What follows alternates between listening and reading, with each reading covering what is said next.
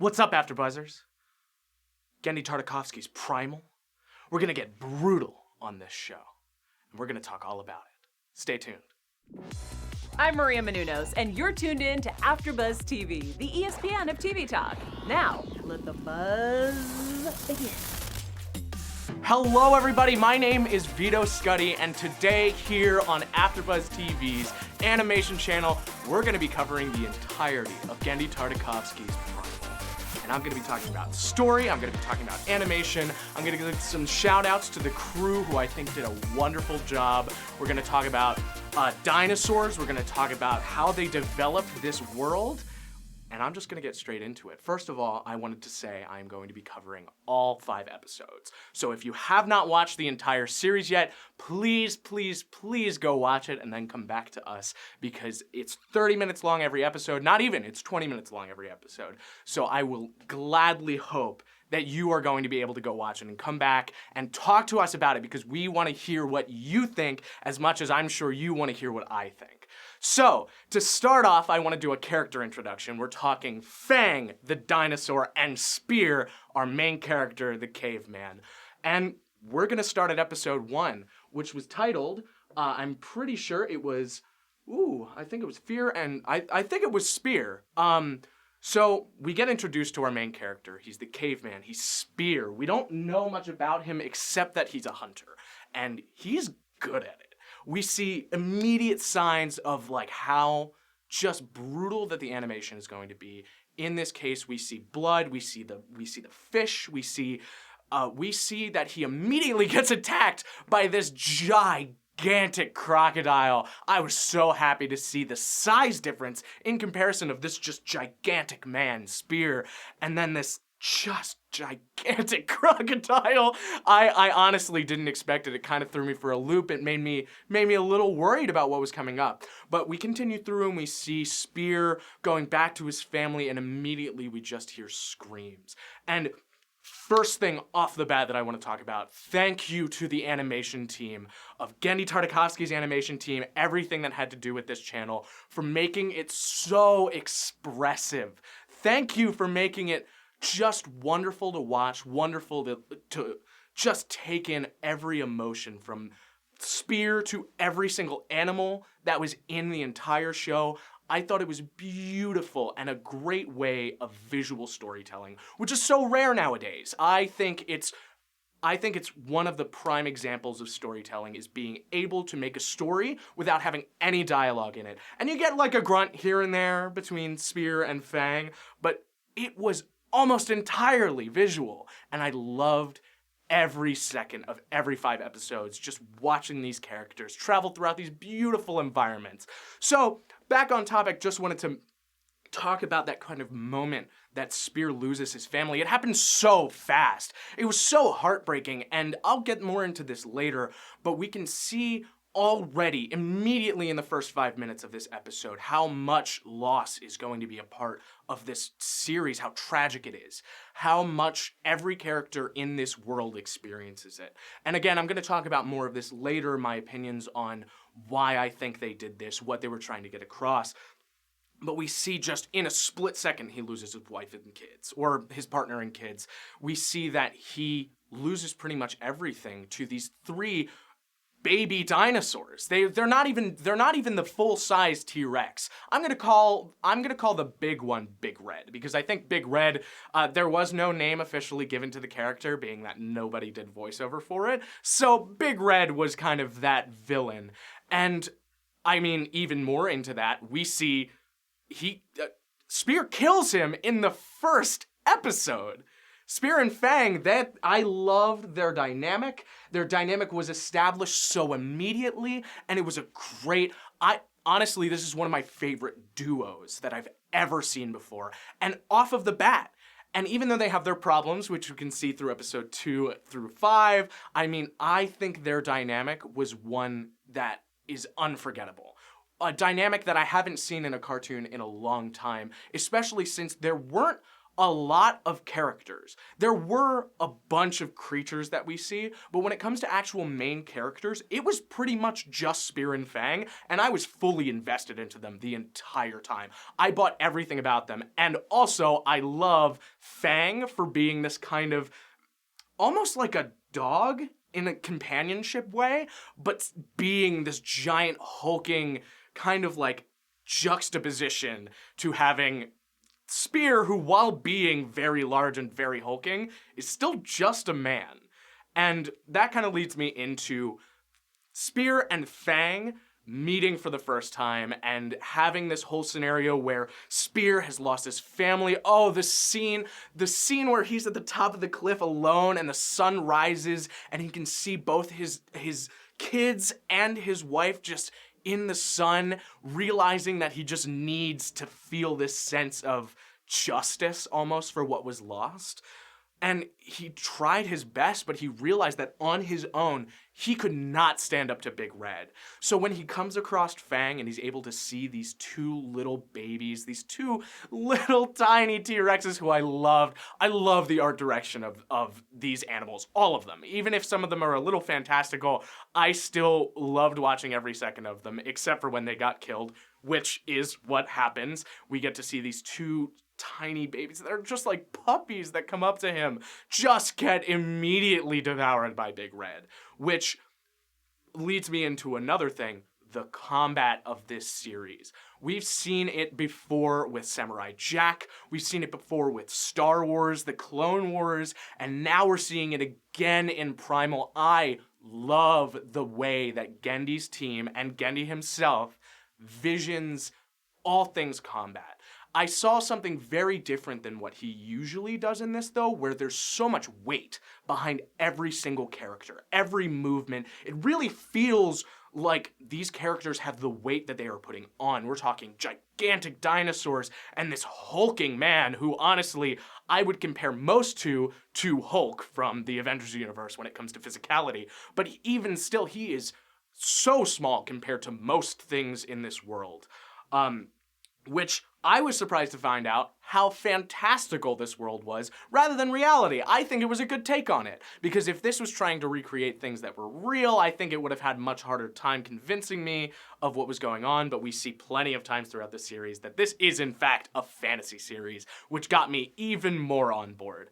But going back to Fang and Spear, I just really thought that the character development was done so precisely. To have these two kind of have the same conflict from the same antagonist, and then in the first episode kill that antagonist, and we get to follow them afterward to see what happens to them all throughout the rest of the series, I think it was beautifully set up. I immediately fell in love with having these two just at first be totally afraid of each other. They were so scared. I mean, Spear looked at Fang as though Fang was the enemy, because in his mind when he was hunting Fang, that was the enemy. He didn't even know that it wasn't Big Red, but when Fang wasn't a threat, that's when they decided, oh wait, we can benefit off of this together. When they kill Big Red and they're able, which by the way, that kill was so beautifully gross. It was both hard to watch, I'm sure, but also just satisfying. And I think that's what we needed to start this off, because even though the episode starts off with that loss, it ends with this sort of justice. And I feel like every episode, except for the last, kind of shows this. And we'll talk about the last episode. I have a lot of theories based on it. But continuing forward, I just want to mention one more thing about one. They just made the relationship between animals and humans so much grayer than I'm used to in a lot of series. And I found that really interesting, because we see Spear without a language that we know, without like something that is like hyper intelligent as a language. He is able to communicate art. He's able to communicate with Fang, and it's not on a lacking equal level. It is almost equal in how they both survive. It is the first time in a while that I've considered the relationship between humans and animals being on an equivalent ground, because they were both kind of in the same situation of, I need to survive. I need to eat. My family's been killed by a larger predator than me. I need to defend against larger predators, and this person or this thing can help me. And I'm going to use that to my advantage. Of course, eventually it turns into less of a, oh, I'm going to use you for my benefit kind of relationship. But that brings us into episode 2, where we actually see this dynamic in, like, just right up front. The first issue that is with their relationship comes in the fact that Fang is just bigger, stronger, and faster than Spear. And Spear can't accept that. Why would he? He's been hunting his entire life. He's been hunting animals like Fang for his entire life, for his family, and he just needs to eat. And at the end of the day, if he can't get food, if Fang is taking all of the food, Fang doesn't understand. Why would Fang understand? He's at that point, he's just like, I need to eat. I can catch this boar quicker than you can kill that boar. And even if you kill it, it's still mine because I could kill you. And that was so funny to me, because finding these two, just this giant dog, that just giant murder dog, basically, that is Fang, and like having Spear just dealing with all of the crap that you have to deal with a dog, with like snoring when it's asleep so you can't go to sleep, dealing with it not being like, I guess, obedient to this case. I believe in more of like a partnership between humans and dogs and any pets and animals and stuff like that, but this was obviously displaying some sort of relationship that is more like domestic of animals. And we can see, like, he needs to feed Fang, but Fang doesn't really care about him. He's just there because he's kind of sad, which I also want to bring up from episode 2. That moment where Fang comes up to Spear, this might have been the end of episode 1, actually, and he's just so sad, and Spear just has the empathy immediately for him, because he's like, yeah, I just went through the same thing, and I know how it is, and now I'm alone in this world, and you're alone in this world. What other choice do I have?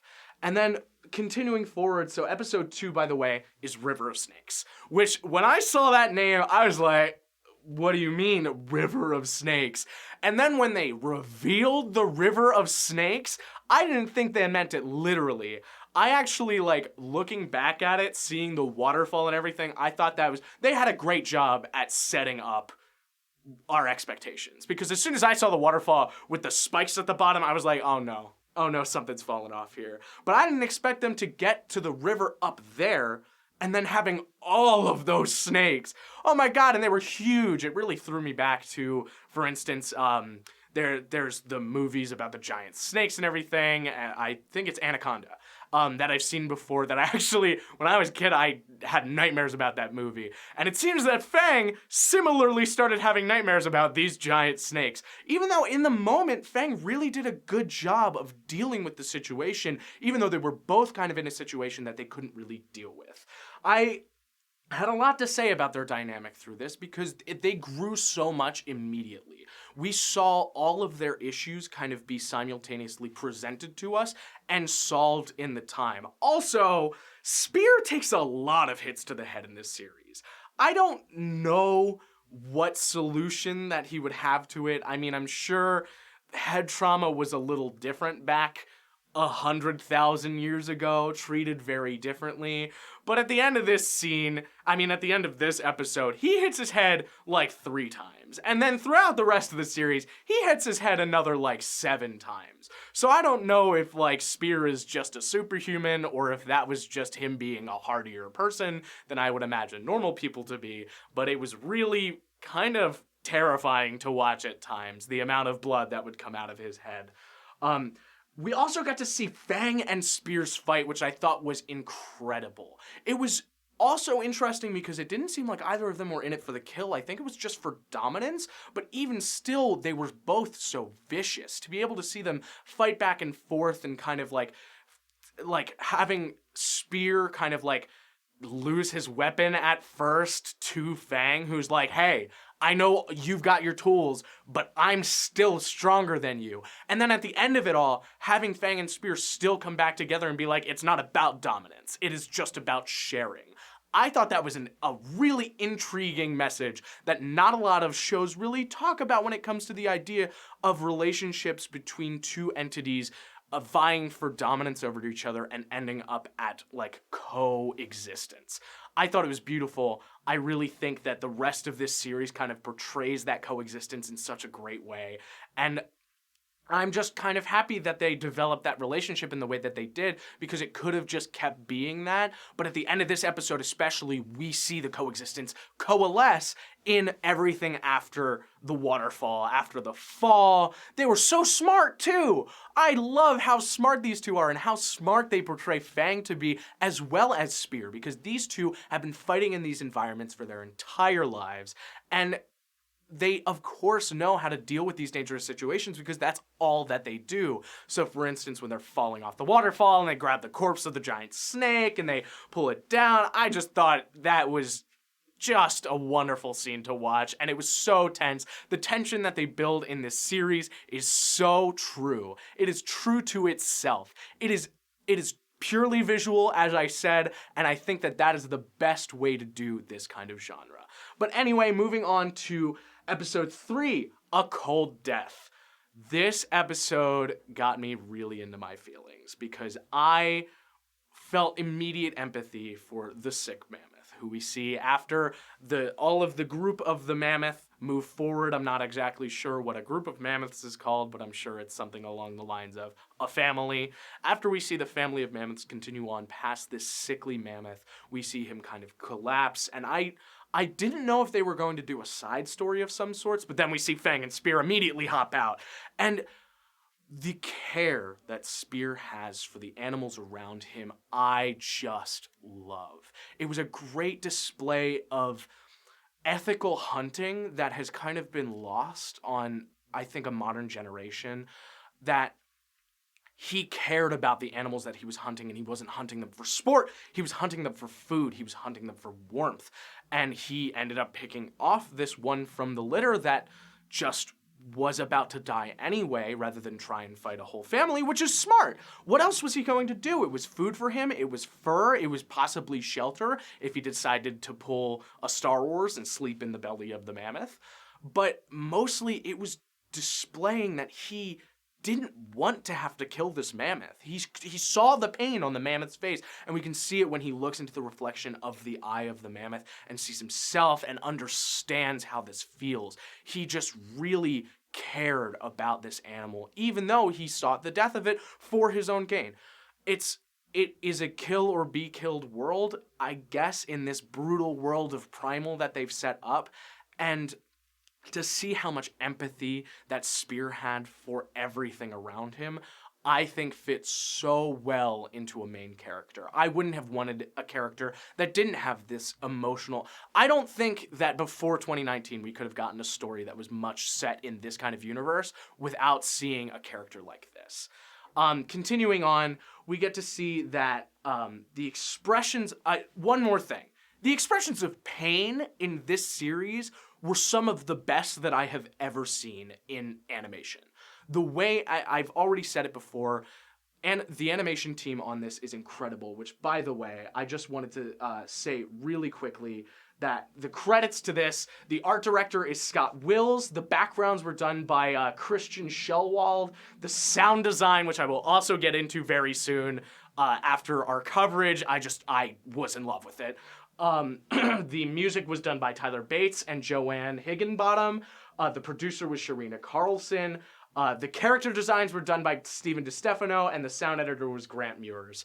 All of those people, you did such a fantastic job.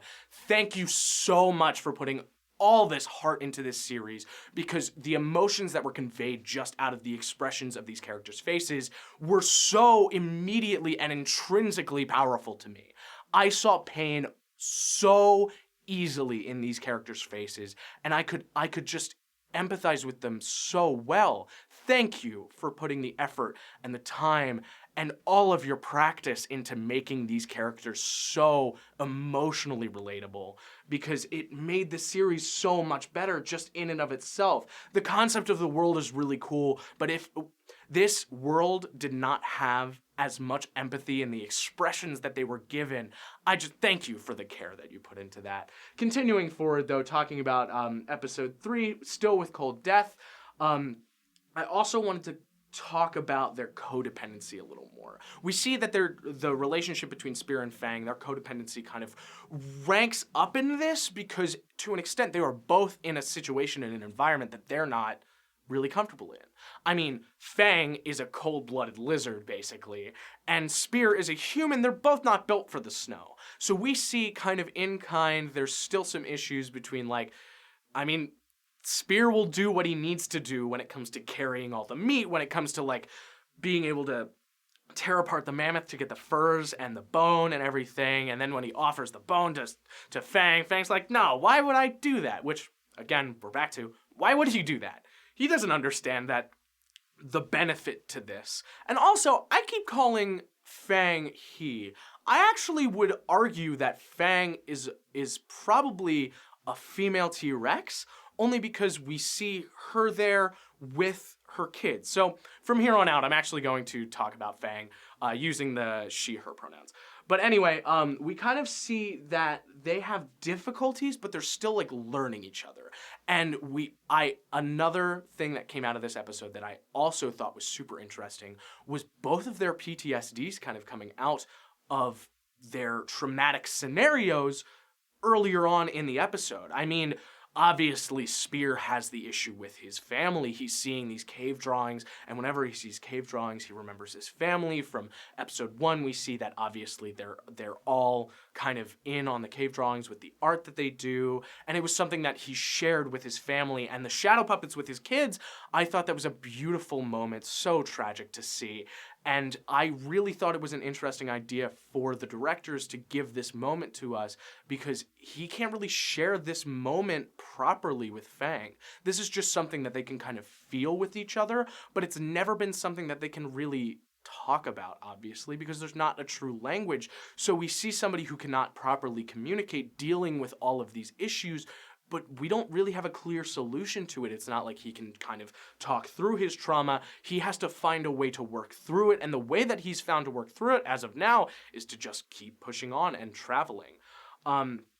Continuing on, like, we see the fight between the mammoths and Spear, and having them come and find the corpse of their ally being attacked by the wolves, which, by the way, super cool looking wolves.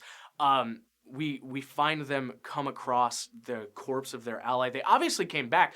I think that they were trying to come to find him because they expected him to be not far behind, because they were trying to travel him to the graveyard before he ended up dying.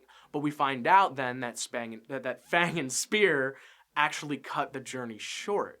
And they were attacking and bringing down this mountain, an enemy that, even though in size they've faced before, they've never faced in number something this size.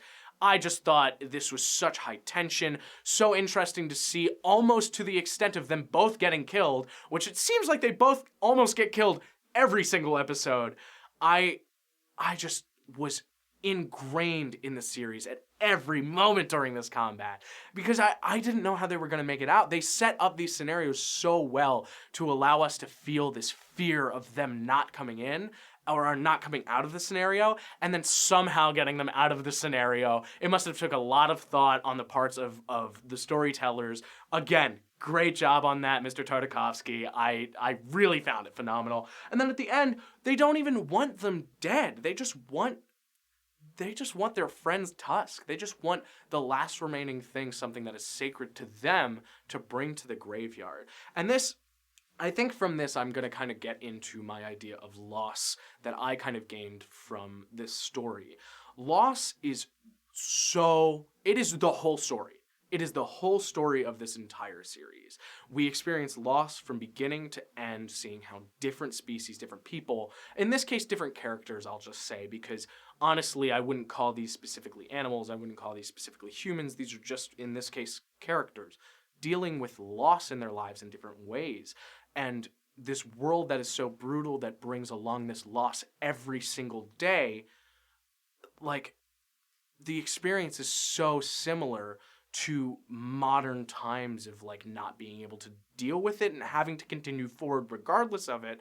And I've been thinking about it a lot. I've been thinking about this idea of loss that Genndy Tartakovsky wanted to bring in this series since I finished watching it. And it was just so interesting to feel that this pain is almost necessary as a constant. There's no stopping it. There's loss at every turn in our world, in this world, but we have to be able to pick up ourselves and move forward. And the only way that sometimes we can move forward with this is with the other people around us. Dealing with this in isolation doesn't work. And I think that's ultimately what the statement out of this could be taken as. That's what I took this as, is that everybody is dealing with this fear, with this ultimatum that we can't deal with on our own. We see Spear trying to deal with it on his own, but he just cannot function without it. He almost ends his life over it in the first episode, and then only starts to continue on when he finds this companionship eventually with Fang. And we see Fang trying to deal with it alone, but Fang can't handle himself alone. With their bonds with each other, with what bonded them in the first place, their bond has become so strong that they did not know how to survive out in this land without each other. And ultimately moving forward in this story requires other people, because alone, nothing would be able to happen. You could not survive in this world, in Primal's world, without somebody by your side. And it just shows the weight of those relationships that we make and how much it affects us and how much empathy just was soaked throughout this entire series. I thought was beautiful and really brought that feeling of, even though you are losing things, even though in your life there will be loss, there will be others who have experienced it. There will be others who can help you and you can help them. You just have to open yourself up to it to be able to receive that. Anyway, continuing on forward to Episode 4, Terror Under the Blood Moon. This is when things started to get really fantasy. And I could tell, I have a friend of mine who is very interested in dinosaurs and paleontology. And I was asking his opinion on the designs of the characters, and he says that some of them are not accurate portrayals. Now I know why. Because giant bats and gigantic spiders, God, I hope those gigantic spiders did not exist at any point, because that was terrifying and the last thing I expected in this series. Especially the bats working for the spider. Like, in what scenario was that beneficial for anybody? What was the spider gonna do? I just want to understand this monarchy a little better. If you have more of an understanding of this monarchy or other thoughts about anything, please comment below, because I would love to read them. I would love to hear your theories on the spider bat monarchy, or I guess a dictatorship in this case, because that just immediately threw me for like an alien loop. It felt like it was alien to me, because in this world, obviously we see that companionship is everything. Maybe that's it. Maybe it was just like they found that both of their functions work together and that was their primal function. But like this gigantic spider, are there more of them in this world? Is that the only one and now it is dead because of Fang and Spear? I'm not sure, but I thought that this brought up so many new things to this world that I did not see at all beforehand. I was genuinely afraid for when Fang, by the way, the part where Fang is trying to climb that giant stone tower and he just kind of slides down and his face just kind of stays there. There were some parts in this series that really made me laugh, and I'm so glad that they kind of balanced out the tragedy with the comedy. And the visual art style, I mean, we've seen it in other shows that Genndy has done with like Samurai Jack, and obviously Dexter's Laboratory was like mostly comedy, and Hotel Transylvania, but like the visual comedy in this series and adding what it added to the series was priceless. I am so happy with some of the moments that we see between Spear and Fang, and then eventually just either of them. It was just great. It was just great, and that specific scenario when he was about to climb the tower, and obviously he couldn't because he's a T-Rex, just phenomenal. Also, how smart of Fang to like play dead and get those bats to like lift him up to the top of the tower. Again, another scenario where I had no idea how they were gonna get out of it. I had no idea how he was gonna get to the top of that tower, which seemingly was the size of a skyscraper. But he played dead and got to the top and he freed his friend. He was able to smell him. gosh, it was just so well set up. And then, God, my favorite part, two of my favorite parts. I'll go timeline first to second. When Fang and Spear killed the spider and they saw the bats were coming, and Spear was like, "Oh, I got it," and he starts pulling out all of the web from the spider, and he wraps it around Fang and just goes off screen, and it just stays on Fang, who's like, "What's gonna happen? What? And then he just, bam, slams him right off of the side. That had me rolling. If there was any particular places in the series that made you laugh as much as that made me laugh, please tell me, because God, I loved that. It was just like, it was at that point that I knew that their like relationship was so solidified, because if it wasn't, there is no way that Fang would not have just straight up killed Spear. And that brings me to my favorite part of this series, the conclusion of episode 4, the Bat Raptor War. It just like blew my mind, because I didn't even think, I also like to call it Chekhov's raptor, because in the beginning of this episode we see all of those raptors just chasing after them, and they gotta fend them off, and they see spears left and right, and Fang's like ripping their heads off and like throwing them to the side, and then they come back and all of these bats are doing the same exact thing and they're killing them the same exact way, and Spear's like, "Wait a minute, this feels familiar," and then goes right into the field. I just loved that ending of this episode because it felt so good. It was such a great setup. It made me feel like the writers knew what they were doing, dude. They just knew exactly what they were doing with this. And thank you for that, Genndy and crew. I want to feel that good about the ending of an episode every time I watch an episode of television. So moving forward to the last episode, The Rage of the Ape Men.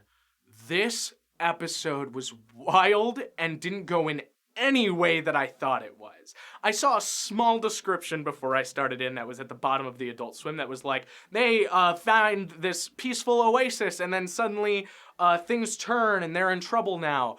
But like, so they get to this oasis and oh gosh, in the art style, it was beautiful.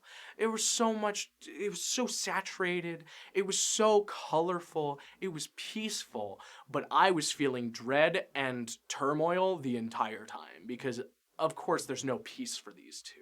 We want to believe that there's peace for these two, but they got this far only through as much strife as they were, and it's so clear that no matter where you are in this world, there is not peace. You will not have respite from everything that happens in this world. And as soon as Spear got in that water, I was like, he's coming up and Fang's gonna be gone. I don't know what the scenario is, but it gave us a moment of peace that I think we really needed after 4 episodes of just constant moving, constant fighting, constant just battle for survival. And we get to the Ape Men Gladiator ring, really threw me back to Samurai Jack, because Samurai Jack had so many different weird planets that kind of like did this kind of thing. It was kind of like showing these different societies that you would see like had these different setups, but we get to see this whole society of like just different types of apes and these 4 gorillas battling it out while, I mean, they're obviously the most intelligent forms of life that Fang and Spear had come across because, like, they steal Fang immediately. A giant T-Rex, God knows how they did that. That's probably why they didn't show it. And then they take Spear, and whenever Spear wakes up, they knock him out, they tie them up, and they have this whole already Coliseum built. And then that black liquid. We see the winner of the Gladiator, like, ceremony gets this black liquid and he just grows into this giant beast. And I was actually thrown off because, I mean, I got hints of fantasy from the rest of this series, but when that happened, I was surprised as heck. I just didn't expect them to bring something so outlandish to what felt so based in reality before. It does something that I kind of love in series where it brings this feeling of weight of like very empathetic, this is hard. This is hard to live in. It's something that I love from video games, for instance, like Dark Souls, the series does this very well, where you are in a fantastical world, but you have weight to you. Things will kill you. things will be hard. And when it came to this was something that, like, I loved but did not expect at all. So we see the ape grow to the giantness that he is, and then, like, start fighting Fang, and he just wrecks him. It's no competition. Why would it be? Fang is going up against supernatural sources, and it felt heartbreaking watching Spear tied up like that. I was actually getting upset because I thought Spear would be able to get out of that scenario, just undo the binds that he's always done, but I guess not. He's not strong enough. And then the whole last 10 minutes where we just see Spear gets out, Fang is on the ground, unconscious at very least, and he drinks the entirety of the black liquid, and then just one of the most gruesome cartoons I have ever seen, honestly. Seeing the guts fly everywhere, seeing everything. I saw the ratings on these episodes changed from like TV 14. This one was just straight up MA.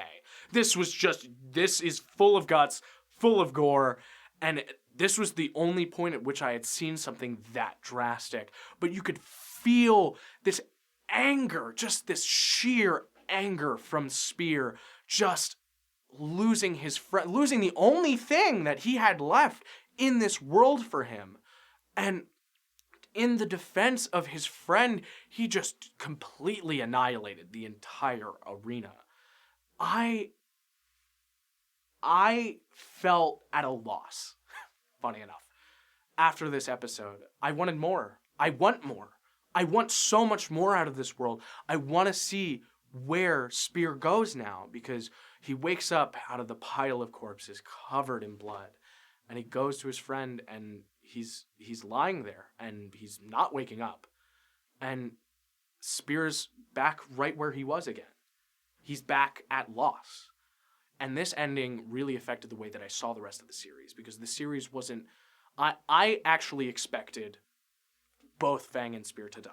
I thought it was going to be the end of both of them, because I didn't expect them to want to continue a series, or want to end a series with both of the characters being alive. But honestly, in retrospect, it makes sense. It makes a lot of sense, because this whole series was about dealing with the loss.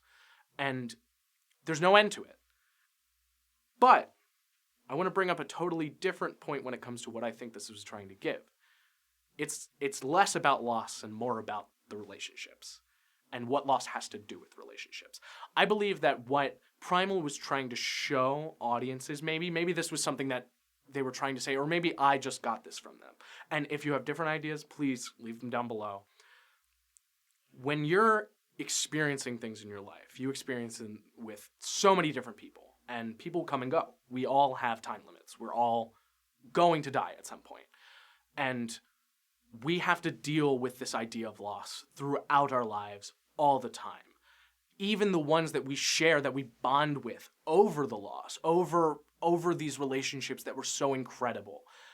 And moving on is hard, but it's necessary, and it's cyclical. It is never ending. And while it could be cynical, that could sound cynical, I believe that there is more past this event for Spear, past Fang. I think that this showed him possibly that there is a way to empathize and coexist with other creatures in this world that he would have never expected to coexist with, to work with, to live with, to have this bond with. And even though he experiences these tragic losses of his family and his closest friend, his closest companion, there was still moving forward through it. And he was able to deal with his grief of his family because of this friend, and there's the chance that he might be able to make another companion and move past this and continue forward. Because there's no end to this. There's not a place where you can stop and be like, all right, that's the end of it. Actually, there is, and it's your own loss. It's the loss of your own life. But until then, this is something consistent, and the brutal world that was Primal kind of showed us all of that. And I thought that was beautiful and heartbreaking, and something that is so easy to empathize for all humans. All of us who watch anything or who go through any experience that has to do with loss.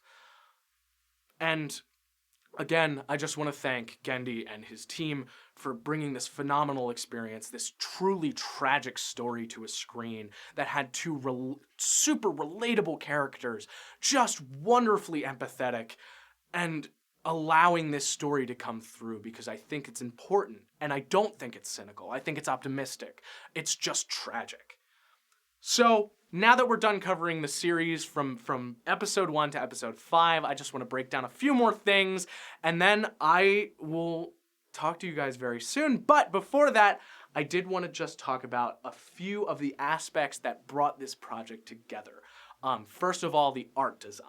The art was so incredible. I love Adult Swim. I love some of the things that Adult Swim has delivered, especially from their animation department, especially from their short animation department. There's been several short films that I've watched of Adult Swims that are on my books as some of my favorites. And one thing that always gets me is their ability to experiment and have personality in their art.